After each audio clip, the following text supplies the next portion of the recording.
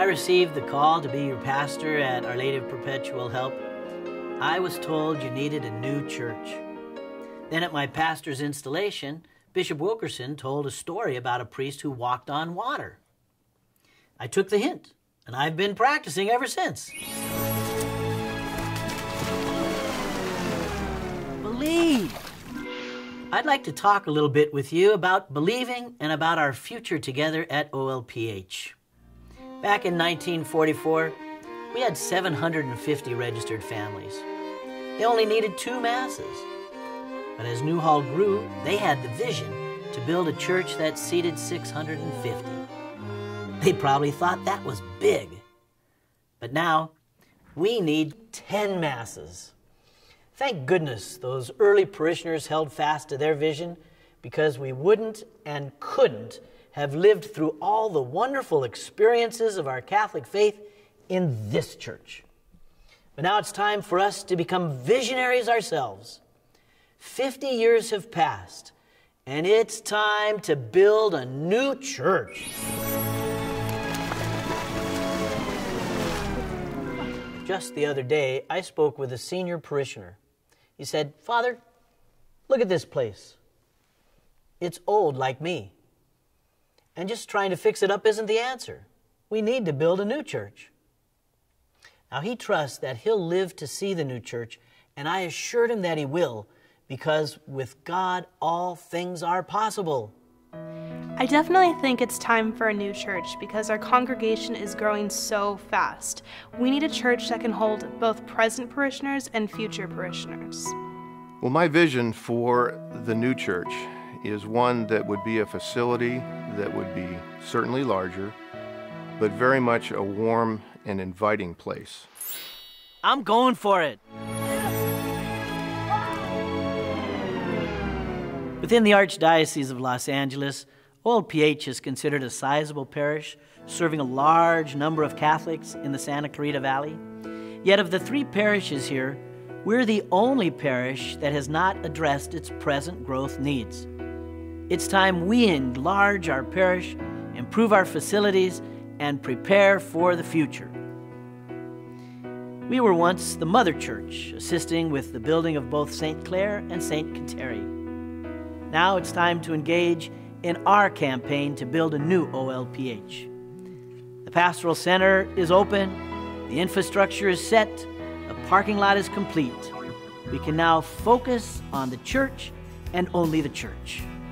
I think it's going to be a really beautiful church, and as somebody who visits OLPH daily, it's something that I'm looking forward to, especially the tabernacle being front and center of the new parish. So that way, you really get the one-on-one with God.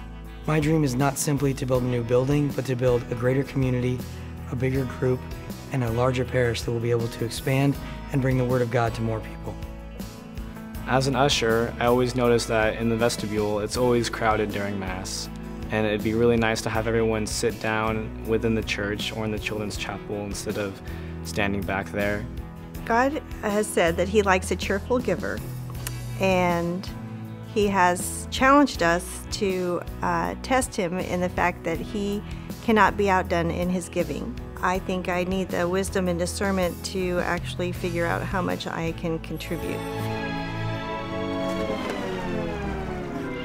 Still practicing. I visualize a church with curved pews where every single person will have a clear view of the altar and feel like an active participant in the Mass. I see light streaming through large windows, spilling colors over the warm finish of the wood. The waters of the new baptismal font will gently flow, reminding us of our initial steps into the church. Take steps with me through beautifully crafted front doors that pay tribute to all those who have contributed in our past campaigns. Listen. Allow the modern audio technology to enhance our experience of the Word and song. Come outside with me.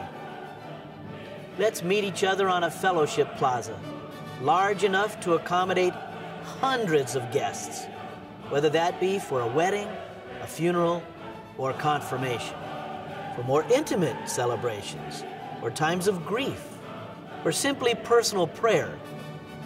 We'll build a Blessed Sacrament chapel. As you head home, may our new bell tower serve as the beacon calling all of us together. We have a remarkable opportunity here to be part of something that will last forever. 90% of us will never have the chance to build a church from the ground up, so this is our chance.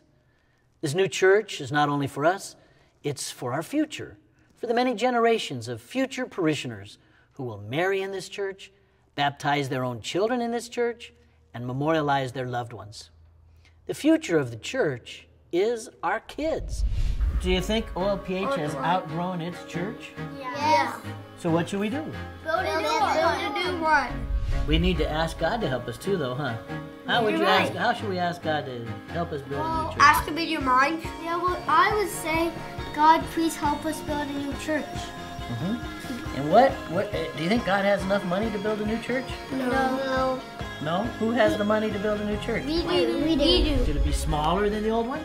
No, it should be bigger. Bigger than the old one. I think you're right. This small, it should be this big. So let me ask you this. Where are we going to build this new church? Over there. Kids, where we're standing is where we're going to build this new church. And why are we going to build this new church? Because With God, all things are possible!